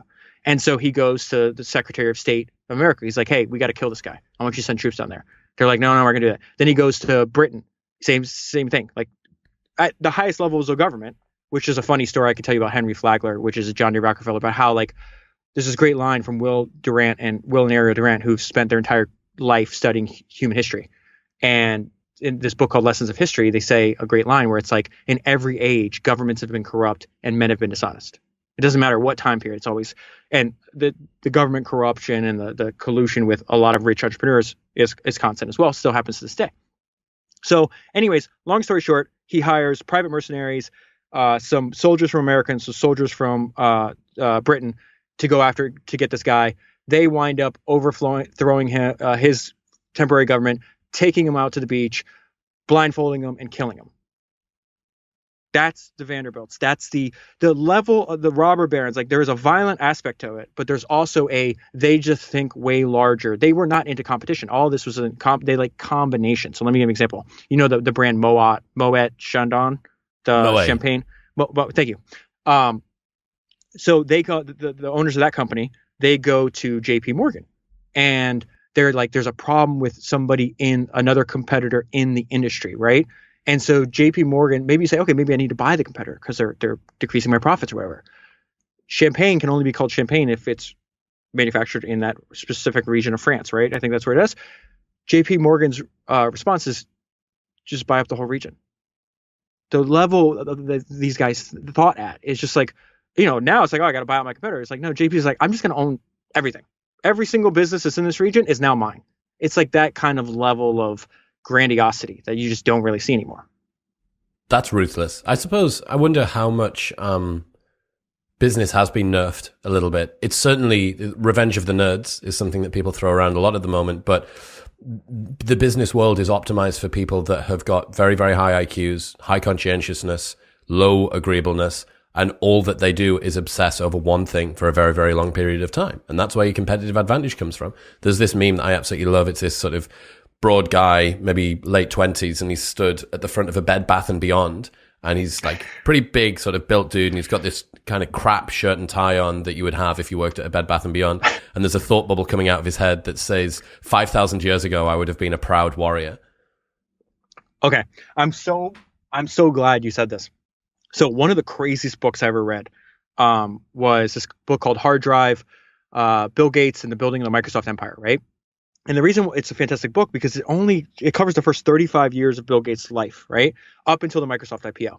And to me, Bill Gates now is like, everybody thinks of him as like this philanthropist, he's like, that's like his big thing. And he wants you to, cure malaria and spend all time doing whatever weird shit that he does, right? But again, I just mentioned earlier, it's like, I'm not interested in that version of Bill Gates. I want to know who built his giant fucking empire and his giant wealth. And that dude was psychotic, complete psychopath, didn't take one single day off in his 20s, literally only thought about selling more software. Microsoft was the first software company in the existence that sold $1 billion worth of software in a year. Now there's millions of companies tons of companies that do that. But I made the point in the podcast that I made about that, where I realized I'd also been a big fan of Dan Carlin, who I think is like the world's greatest podcaster. His Wrath of the Khan series I've listened to over and over again. I've read a bunch of books on Genghis Khan, even though I pronounce it incorrectly. And I made the point, like, I started studying, like, I had just been finished reading about Genghis and Bill Gates, and I'm like, oh, this is the same personality type. Like, if he was alive 8,000 years ago, he'd be on horseback trying to chop your fucking head off because that's how you built wealth back then. It was Bill Gates has got Genghis Khan energy? No, but like even like a Napoleon, like a diminutive like person that knows how to control other people. I called Bill Gates in that podcast. It's Genghis Khan in a Mr. Rogers costume. He dresses like Mr. Rogers. You think he's like his fucking little weird nerd, but he's completely ruthless. There's two stories I want to tell you about Bill Gates that are in that book, where he's having a dispute when he's 21 years old, right? He is writing software for this guy in New Mexico. They're about to move. Which turns into Microsoft into Seattle. He's like, I want to break away from this agreement that I have with this guy where I'm only writing software for his hobbyist computer. He's like, I'm going to write software for every computer in the world. And so Bill Gates is like, I have to fight this guy if I'm going to be able to do that. And obviously he needed to win that because that was one step in his eventual monopoly. And so this guy's much older than Bill Gates. He's like in his mid 30s, but he's realized like this guy, Bill Gates, is fucking savage. Like this is unbelievable. And so while this lawsuit is going through, his company, the guy that Bill Gates is fighting, is sold to this company called Pertec. And Pertec's like, I'm not worried. I'm going to do this acquisition. I'm not worried about this lawsuit because I looked at this guy. It's like, what's this 21-year-old shaggy fucking kid going to do? Like, we're going to destroy him. And the guy's name was Ed Roberts. And Ed Roberts warned him. He's like, no. I've been dealing with Bill Gates for a few years. He said it was like FDR saying he could handle Stalin. It's just like, you have no idea what's about to happen to you. And sure enough, Bill Gates winds up running them over, winning the lawsuit, and they were just completely unprepared for his level of ruthlessness and genius. There's another example where Bill Gates had encyclopedic knowledge about every single other software company in the computer industry. He could tell you who the CEO is, what their revenue was last year, what their projects are working on, right? And his whole thing, this is what got him in trouble with the U.S. Department of Justice, because he's, some of the stuff wound up being emails and in documentation. Is just like, we didn't, when he lost, like, let's say Microsoft's competing with for $100,000 contract and another company. He's like, if that other company wins, he would tell his employees, it's like, you didn't lose me 100,000, you lost me 200,000. And he'd go fucking apeshit because he's like, we lost 100,000 and they gained 100,000. So that's a $200,000 loss. So his whole thing is like, I want to destroy every single person in my industry because I want a monopoly. And so there was this guy named Philippe Kahn, I think is his name. And, he knew Bill Gates was gunning for him, but he didn't have any idea, like, to the degree that they were actually like targeting him, because a lot of the stuff is secret. So Philippe goes to a computer conference, right? Sees Bill Gates in the corner, sitting in a chair by himself, looking at something. So Philippe goes over because, they may be competing, they may be enemies, but they still like talk to each other. He goes over and he discovers that Bill Gates is sitting there staring at a picture of him. That's how he was completely obsessed. He's like, imagine how freaky would that be? If you had a competitor, you go over and he's looking at your face, just like thinking about how he could fucking destroy you. So the reason I say it's the same personality type is because now wealth can in many cases like positive sum, right? Like you create a new podcast, that podcast brings in revenue. You're not taking that money from anybody else. You're adding something to the world. Back in Genghis Khan's time, and really before the invention of the market economy, it's like, no, it's like it was land, it was resources, it was. I'm obsessed with this studying like the history of the American West, right? Like Empire of the Summer Moon and like on all these books of like the Comanches and everything else. Is like, why were the Comanches so rich? Because the way they did wealth was horses. Well, where did they get horses? They went to where you were, killed you, took your horses, your women, and everything else. Like, so what we considered wealth was like finite. And you had to, unfortunately, like, and for most of human history, it's like it was zero-sum game. Like, there could only be one winner. So that same personality, that Vanderbilt type, that JP Morgan type, Bezos, he's clearly an empire builder. Clearly. It just so happens he's born at a time where he can do it without, I shouldn't even say taking away from other people, because he's destroyed a bunch of other companies just like Rockefeller did. But you know what I mean? Like, he can add something to the world and not have to kill you for the wealth. Yes, without having to kill a bunch of people, perhaps. Or at least directly kill a bunch of people. God, there's the second order effects of whatever Bezos has done with Amazon probably dig fairly deep. You mentioned Jocko earlier on. Yeah. One of his big things is dealing with discomfort and doing hard things. What have you learned from founders about the ability to deal with discomfort? There's a bunch of maxims. So the reason I think I'm so into Charlie Munger and Naval Ravikant is like I think you're very limited. Like, people can remember certain things, like to transfer lessons throughout human history. It's like a story. We remember things in stories, right? And we remember things in maxims. So I try to break things down to the aphorism and maxim level. My favorite maxim that I've read in any of these fucking books throughout the history of entrepreneurship came from the founder of Four Seasons, this guy named Isidore Sharp. And he said, excellence is the capacity to take pain.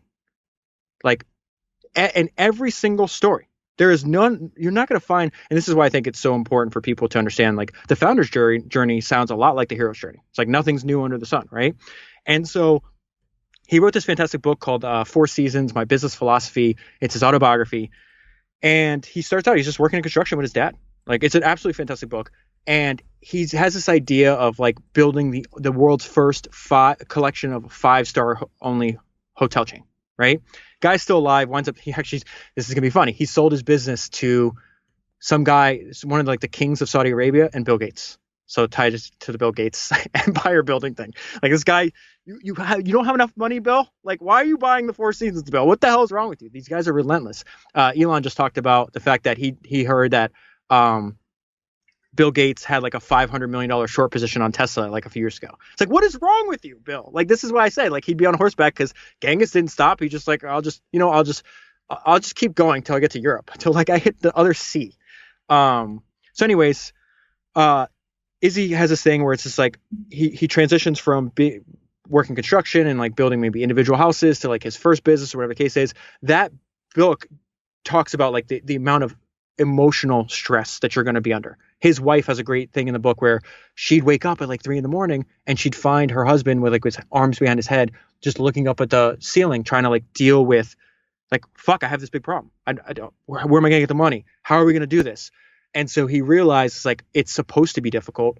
Jeff Bezos has another great line. He's like, we're trying to create something special, something we can tell our grandparents, something we can be proud of, that we can tell our grandchildren about. Those things are not meant to be easy. Anything that comes easy is almost worthless. So that's where I like resonate with Jocko. Jocko's my alarm clock, dude. Like I wake up every morning and Jocko's like, get to the gym, because you can buy he's got a spoken word album on iTunes called Psychological Warfare. And I was playing it in the car with my wife the other day because I work 7 days a week. But the reason I do that is because like I have a balance of spending time with my family, taking care of my health, and working. And I can't fit that in Monday through Friday, or else I won't have, like, there'd be some days where all I do is work. So I find it better to spread out over 7 days, and then you can actually balance everything, like the Ed Dorp thing. But I was playing, and it's like Jocko has this thing where it's like, this is an everyday thing. he's like, there's no Monday. It's just or there's no Saturday, Sunday. He's just a hilarious person. But to answer your question, there's no book that I've ever read where it's like, oh, this person had an idea to build a business. They started doing a business. It went great. End of story. It's like, oh, I want to do this.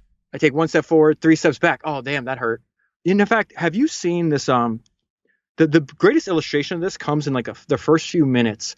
There's this documentary on HBO. You know who Tony Hawk is, the professional skater? Yeah. Have you seen the documentary yet? No. I think you'll like it, especially because I think you're going to find a parallel with the journey you've been on in building your podcast, where it shows Tony practicing, trying to do the 920 to invent that new move in skating, right? And it starts out, and he goes up on the ramp and falls down. He's like, oh, gets back up. Then tries again, falls down, gets back up. Then he falls down again. Now he stays down a little longer.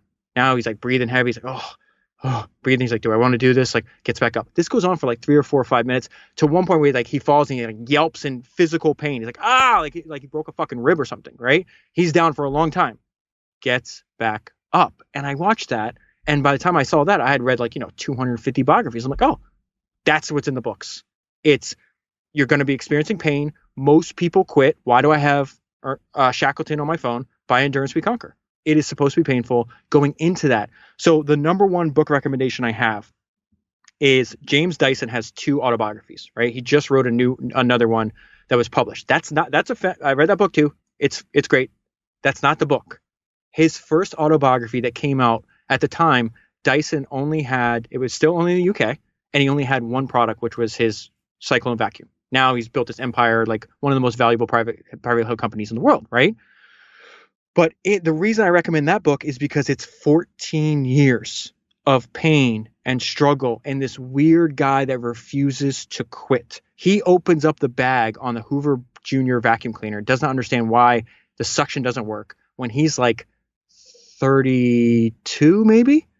And by the time he is holding in his hand a vacuum cleaner he owns completely, that is up to his standards, that he can now start selling, he's like 44, 45. It's 14 years of struggle. And that entire book, you can read it in a weekend. First of all, he's funny. There's a lot of good ideas on how to build a business in there. But the value to me is like how many times he goes from his carriage house into, after an entire day of, he built 5,127 prototypes before he got it right. Who the fuck would do that?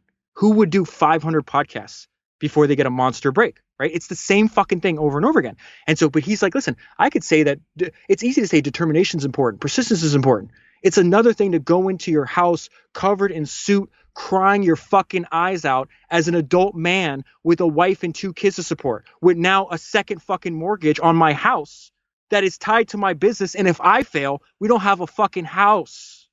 That is a different level of pain tolerance. And what happens? He sticks to it. There's been plenty of people that did that and failed. You have to be aware of survivorship bias. But what happens now? You fast forward, right? He has this great thing. And now you fast forward, and he owns 100% of Dyson. It makes somewhere between reportedly $2 to $3 to $4 billion of profit. Is it private? Private. So he owns 100% of it. Fuck off. Dyson's still private. Jesus Christ. And you know this because it's from the UK, where he had this invention called the ball barrow, where he's like, fuck it, this is way earlier in his career. It's also a story in the book where instead of like having a wheel, it's a ball, and it actually doesn't get stuck when you're doing gardening and stuff. And he goes and does the photo shoot at some giant, you guys have these estates and mansions, and I don't even know what they're not even fucking mansions. They're estates in the UK or whatever. And he's like, 20 years ago, I paid to take pictures of this product that I made here. And he goes, Now I just bought this shit. This is mine now. Like, but again, that he suffered through 14 years. How many people would absolutely quit? And this is like why it's important. I know that you've spoken to the guys that work with Jack Butcher on his podcast, although I don't think Jack was there. And Jack's got that super famous graph, which is "You Are Here," right? And it's the best. Talking about that famous illustration that had been around for years and years of these two guys digging, and they're both digging along together trying to get toward diamonds, and one of them gives up just before he's about to hit the diamonds, and the other guy's still enthusiastic. Yeah. Survivorship bias is an interesting thing. Reason being that it is limited by the people that didn't give up, or it's always in reference to the people that decided not to give up, right? The survivors are the ones that do that. And for all of the people that the Michael Jordans of the world, there's that story of him saying, what do you want to be when you grow up? And he's 11 years old or something, and he says, I want to be an NBA star. And the career advisor to 11-year-old Kobe yep. Says, you can't do this. Like, maybe you should pick something else. Maybe you should be more realistic. That's a 1 in a million shot. And he says, I'm going to be that 1 in a million, right? Yes. The people who do not make it to that stage are the ones that can't dig into consistency. Like, you don't know if consistency will get you there, but you can be guaranteed that if you are not consistent, you will not get there. Yes. Survivorship bias is an easy get out of jail free card for a lot of people to use when they see success that seems improbable, and they are concerned that that sets a bad standard for people moving forward. But you don't know what the point is that almost everybody else gets to, at which everybody wants to quit, right? There's this stat you mentioned earlier on about podcasting. 90% of podcasts don't make it past episode 3. And of the 10% that do, 90% don't make it past episode 20. So by making 21 podcast episodes, you're in the top percentile of all podcasters ever in history. That's all it takes. So what does that tell you? Well, it tells you that there is a degree of discomfort or something. There is some sort of challenge that is faced by almost everybody, or by everybody, that a very, very small number of people can get over. So is it survivorship bias to look at shows that are successful and say, well, that's highly improbable? And you go, well, is it?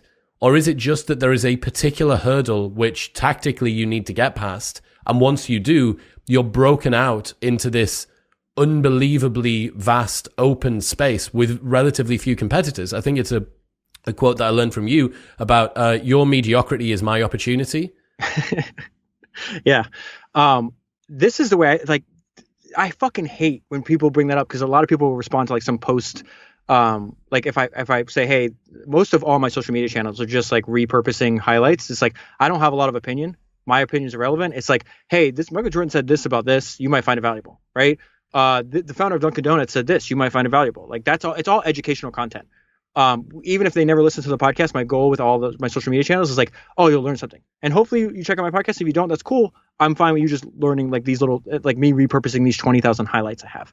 And a lot of this stuff is just like survivorship bias. And I don't want to paint with a broad brush, because obviously it's a real thing. It's just like, to me, that's like a loser mentality, right? It's like, I'm going to figure this out no matter what. And I'll either fucking die, like I'm going to do this, or I'm going to die trying. Like, I have found something I love so much, and that I will reverse engineer, just like what Dyson did. Dyson's like, okay, it's like you take these things in little steps. You're not a fucking idiot, dude. Like, there's more opportunity out there than anybody could possibly imagine. So Dyson's like, well, why do bags get clogged? This is fucking weird. So he's like, well, maybe I'll figure out like, and he was working on something else and he realized, oh, I can use a cyclone. And he's like, well, how do I make a cyclone? I don't know how to make a cyclone. So then I'll figure out how to make a cyclone.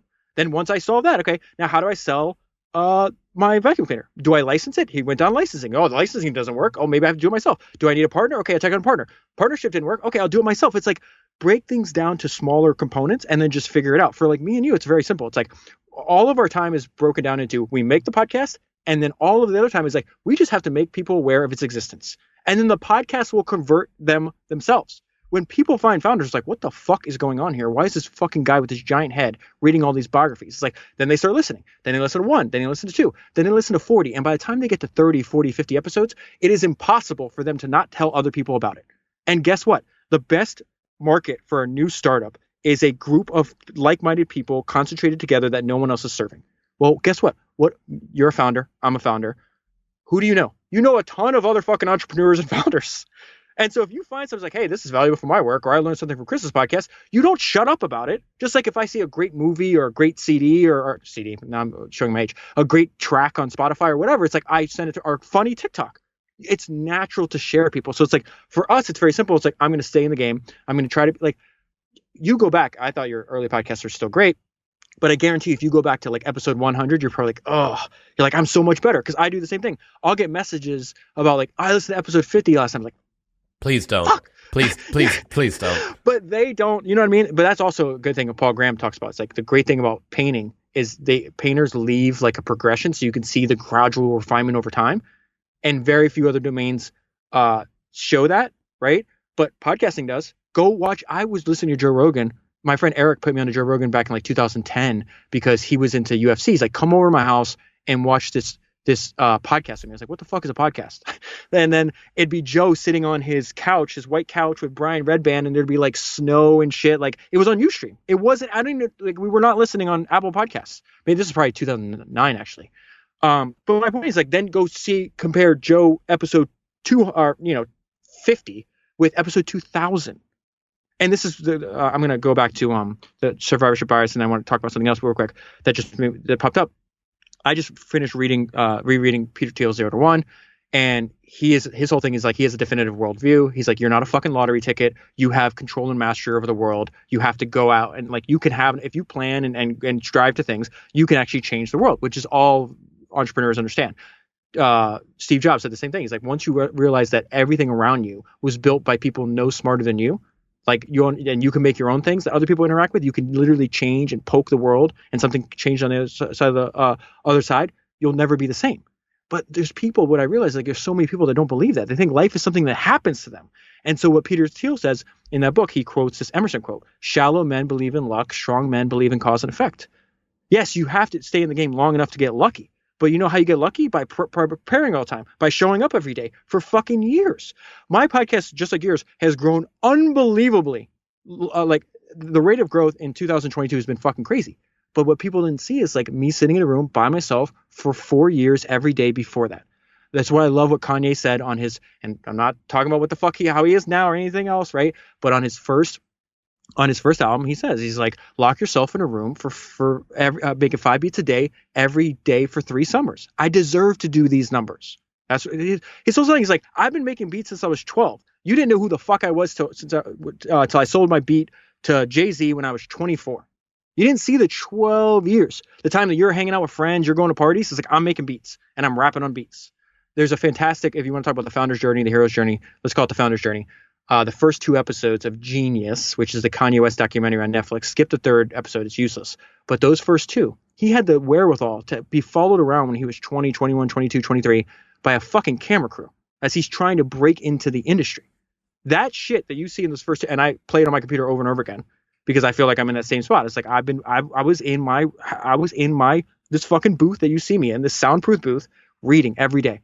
I was making 5 beats a day for 3 summers. It's like, now I just broke in. Now see what I'm going to do with this. I'm going to put my foot on the gas. I'm going to take every opportunity I can. I'm going to keep working as much as I possibly can.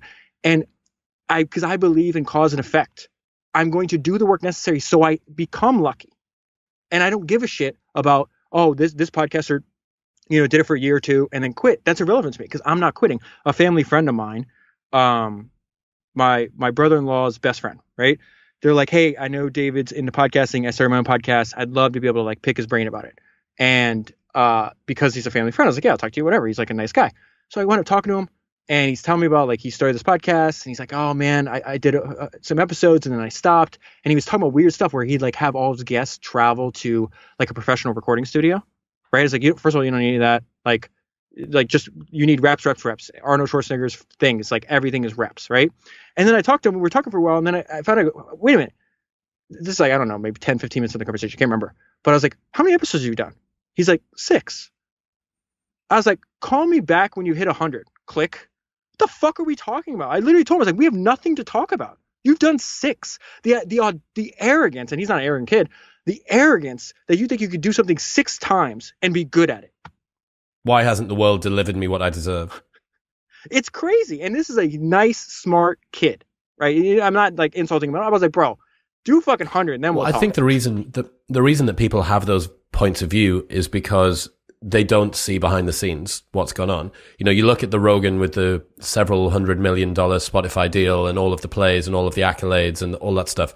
And you think, well, yeah, like, I know he's done it for a long time, but like now surely there's a way to shortcut that. I can get to where he is or somewhere close to that in less time. And there are people, that have had shortcuts to achieving that. Brendan Schaub is someone that gets accused of being one of the people that kind of got a Q jump because of how much time he got on exposure he got from Rogan. You think, well, maybe, but is that really going to be your growth strategy? To hope to be plucked out of obscurity? I'm not convinced that that's going to be a replicable way to do things. So one thing that a lot of people have probably got in their minds is trying to understand your progressive summarization technique. You're reading a lot of books. Your recall is good. High level, what is the process that you think is best for people to go through if they want to retain the important things from the books that they read? So I think this actually ties together. So Jerry Seinfeld has this great interview with Harvard Business Review, and they're like, hey, you kind of micromanaged everything. And, could you have, like, maybe instead of doing a show for 9 years, you could have done it for a lot longer. You didn't get burned out.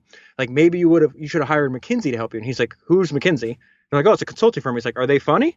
And he's like, no, they're not funny. He's like, then I don't need them. He's like, the hard way is the right way. He's like, him and Larry wrote every single word. They picked all the actors. They did everything, right? He's like, that's the only way I know how to work, right? And so my process is very similar to that.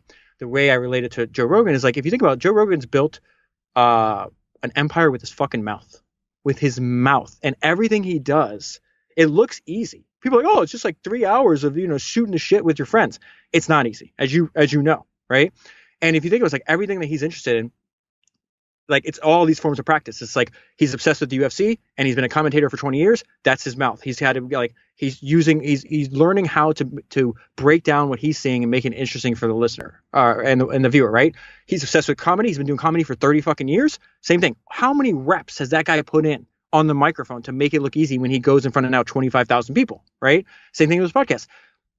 Episode 1900 looks easy because you didn't see the decade before. So I believe in the hard way. So this is our mutual friend, Eric Jorgensen. We have a lot of funny conversations because he just cannot believe. He's like, so who edits your podcast? I do. Why the hell? Is like everything I do. No one. I'm really glad that you brought up Jorgensen, because I was at a bachelor party a couple of months ago, and obviously he's Mr. Leverage, right? He's Mr. Scale. He's Mr.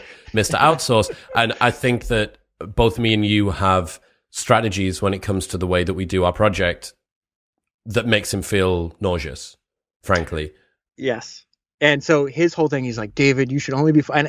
Listen, Eric's super smart. The reason I like him is because not only is he a good writer, but what is rare is how articulate he is. Well, you probably interviewed a bunch of writers, he's able to be articulate and write really well, which I think he's like, we're just going to see this guy's going to blow up. I think his idea, what he's doing with all these versions of the almanac and everything, like that guy's going to sell a fuck ton of books. I wish I could invest in him. If I could invest in him, I would. Yeah. And so he heard, so I've told him this too, so my process is crazy, but there's a reason for it. So one of the things I love is that I have an unfair advantage. Kanye said like, oh, I have an unfair advantage because like I hear my beats first, right? And my unfair advantage is like I read the books first. And all I do is like I'm having one-sided conversations with history graduate entrepreneurs, and all they do is tell me their best ideas, and then I can apply them to podcasting and put them through like my view of the world and like my own unique spin on things, right? And so one thing I learned is like it gave me more confidence that my way is the way that's right for me. It's Mozart was obviously very gifted. He starts creating music when he's like 3 years old, dies relatively young, but he was like psychopathic, just like Michael Jordan was in his form of practice, and he would practice more. It's funny. It's like you think of A players, but like there's a difference between like the top 1% and then like the top 0.1%, right? And Mozart's clearly at the top 0.1%, which is almost a different world from the top 1%. And so he practiced way more than anybody else. And as a result, he had physical attributes that his competitors lacked. And it's like he had insane left hand strength from playing certain instruments. And then what happens is there's these trends in music back then, just like trends now, where there was this instrument, I think it's called like a viola. It's not a violin. It's like something called like a viola, right? Becomes extremely popular. And what he realized, he had like a decade or 2 decades of practice where his left hand is so much stronger and therefore capable of making music with this instrument that his competitors that did not put in that time and practice lacked. And so by the time they're like, hey, I want to jump on this trend. Okay, well, you're 10 years behind and you couldn't catch Mozart. So my version of that is I read the books, right? I read physical books. If I did Kindle, it'd be so much faster, but I have a love affair with like, there's a romance to physical books for me. It's the first books I read when I was, 5 or 6 years old. So I sit down with a book, with a pen, a ruler, Post-it notes, and scissors. It's like I'm fucking doing arts and crafts over here.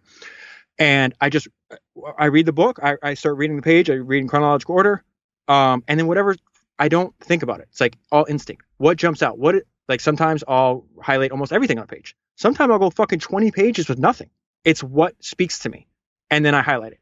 And then I write down on a Post-it note what comes to mind first. It could be like an interpretation of that. Oh, that made me think of this thing. So that's another thing. Like I don't think of I know we have to separate things into episodes, but to me it's like Founders is one giant 400-hour conversation on the history of entrepreneurship that I'm just going to keep adding to. Like when I do an episode on, I'm doing an episode. The book I was reading this morning is called "What I Learned Before I Sold to Warren Buffett." This guy built up this giant diamond and jewelry business and then sold it to Warren Buffett in the 1990s. That episode when it comes out, it's not just going to be on that. It's going to be on how he thinks this relates to what Steve Jobs said or this other person said here or whatever the case is. So I read, go through the book, make my highlights, right? Then the night before I sit down to record, I reread all the highlights again. Not the whole book, but literally reread my highlights and the notes. So that's the second time I've read them, right? Then I sit down in the morning. Me and you were talking about before we started recording. I like to record my brain is so much dumber in the afternoon. It's remarkable. It's remarkable how dumb I am. But in the morning, when I'm feeling sharpest, I sit down and go through. And the way the podcast is set up is like, hey, what if you could meet up with your friend who reads a lot and once a week he just tells you the shit he learned this week? So you've heard the podcast, like I talk directly to the person. There's no fourth wall. It's like I picture literally a fucking friend sitting in front of me and we just talk just like that. So now that's the third time through. Then I edit all the podcasts myself. And there's not a lot of editing. It's like it's just like maybe I'll get up to go to the bathroom or like, oh, that part's boring and the second part, so I'll just cut that out. But it's very straightforward because it's like there's no production. It's just me, one human talking to another. So that's the fourth time I've heard the highlights. Then I take out this app called Readwise and I take pictures on the iOS app you can take pictures of a page of a book and it'll automatically read, like turn that text, like do the text recognition. You have to like fix a few things. But I put all those highlights into Readwise and I type in my notes. So that's the fifth fucking time. By the time I'm done with the book, I've read my highlights 5 times. And then my second half of the day, which today I haven't done because we're recording in the afternoon, is I'll spend a few hours just rereading. Like the iOS app on Readwise has this thing. You pull it up. It's called Highlights feed. It looks like, I'll show it to the camera. I don't know if it's going to pull up, but it looks like a Twitter feed. But instead of tweets, it's my highlights from past books and my notes on the book. And then what I'll do is I'll use that. I got this idea from Michael Bloomberg, actually, because he repurposed the information the unique information that his business collected, which was selling the subscriptions of the financial data, and then repurpose that information into media form, into media content and his media empire. And then that would then fuel subscriptions to his $25,000 seat, whatever thing. So that's when people see tweets, or stuff on LinkedIn. That's all coming from a Readwise app. Then I'll film myself in this booth that you're looking at right now, reading those highlights and put them on TikTok and stuff like that. And so it all funnels back to, and again, it's a form of practice. So now by the time I'll probably record maybe Sunday morning, maybe Monday morning, depends on how long it takes me to read the book. But by the time I sit down, everything I'm about to say is informed by the book I read, but also all my practice that I've done the previous 6 or 7 days. And so my whole thing is like, I'm terrified of wasting anybody's time. And so that level of preparation, I think is extremely rare, especially in the entrepreneur domain. I'm not saying this is an arrogant thing. It's like, I release a podcast every week. I did 66 last year, actually. I don't think anybody else is building a podcast exclusively focused on founders that does more preparation than I do, that releases as fast as I do. And so I'm obsessed with just building the Warren Buffett thing, building that moat. The longer this goes on, the more difficult I am going to be to compete in the future. Because I think of these as it's an obsession that happens to be a podcast, or a session disguised as a podcast that happens to be a business. And so being smart is like, how do I, again, you know this because you have 560 fucking episodes.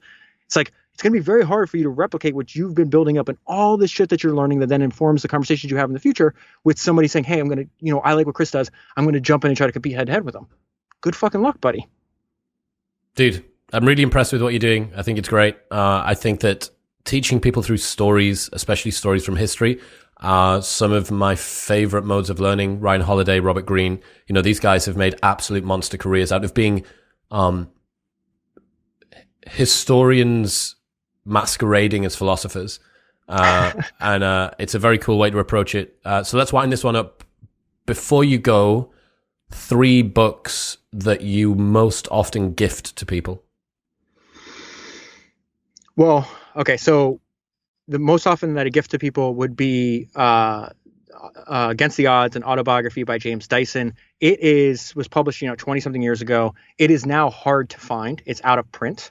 It is somewhat expensive. I have a friend that just bought it. He paid $100. It's fucking worth $100. It's worth way more than that. Those are hard to find. I give Eric Jorgensen's The Almanac Naval away a lot. There's a fantastic book called The River of Doubt, which is a biography on Teddy Roosevelt, but it focuses on his life after he lost the last presidential election. Teddy's one of my personal heroes as well, his approach to life. In fact, I'm about to do, I've just bought Edmund Morris's 3-part biography of Teddy Roosevelt. It's 3,000 pages I have to read on Teddy, which I'm looking forward to. But anyways, this River of Doubt, it's about the capacity to take pain, endurance, treating life like the adventure it is. He goes and it's like, hey, I need to, like, anytime he went through something rough in life, he looked for, his motto is get action. And he's like, the physical, emotional pain I have is only alleviated through physical action, right? And so he's like, I'm going to go down to the Amazon and I'm going to map out a tributary of this river that no one's ever completed. And he almost dies. It's just, the writing is absolutely fantastic. 2 other books, I know you asked for 3, but one of the best books, if you can find it, I don't give this as a gift a lot because it's hard to find. Estee Lauder wrote one of the best autobiographies that you can ever find, a complete obsessive. I'm using her playbook a lot in the way I'm building founders. And like, she just obsessed over customers, did things that did not scale. She writes the book. She dies. The company is still a private family company. And now it's, doing like $18 billion of revenue. It's called A Success Story by Estee Lauder. Really hard to find, but you can read it in a weekend, full of just useful information. And then I would add one other book you have to read, a biography of Steve Jobs, in my opinion. I've read everyone that's available. The best one, if you only had to read one, it's called Becoming Steve Jobs, The Evolution of a Reckless Upstart to a Visionary Leader, I think is the title. And that's a shorter version. You get a full sense of who he is in like 300 pages. Dude, I love it. Where should people go if they want to check out the stuff you do? Founders Podcast by David Senra in any podcast player. That's basically it. I put all of my life energy into that one vehicle, and I'd be thrilled if you guys try to test it out. Dude, thank you. No, thank you. I'm super happy that I got a chance to meet you and to be connected. My so pleasure, I really man. appreciate the time. Yeah, no problem. What's happening, people? Thank you very much for tuning in. If you enjoyed that episode, then press here for a selection of the best clips from the podcast over the last few weeks. And don't forget to subscribe. Peace.